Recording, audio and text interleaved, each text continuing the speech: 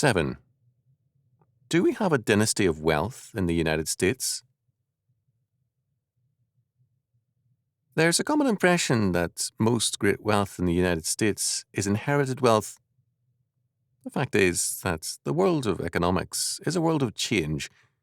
Very few of the big corporations of 1910 are still with us, and this means that the fortunes those corporations created are disappearing.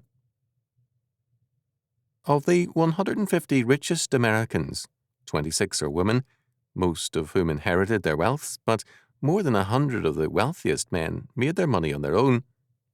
Review of the News, September the 29th, 1982, 35. This is not all. At present, new fortunes are being created by younger men in microelectronics. They will, in a few years, displace the 150 whose fortunes will often be divided and dwindle. At the same time, new forms of energy and new developments in technology promise to appear in the next 20 years. Each of these will create new fortunes among a new crop of younger men. This has been the American story. In a changing economy, the center of wealth continually shifts and changes hands. The great men of wealth of the horse and buggy days have now a family of great wealth in only a few cases.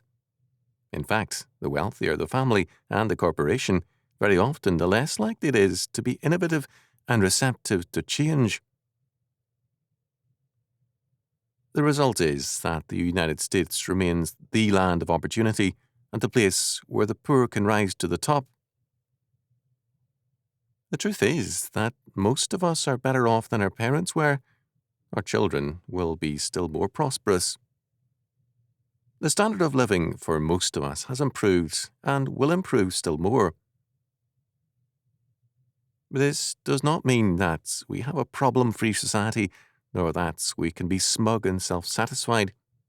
It does mean that a free society is a mobile one in which a man can better himself. The defense of freedom is thus a concern to all of us.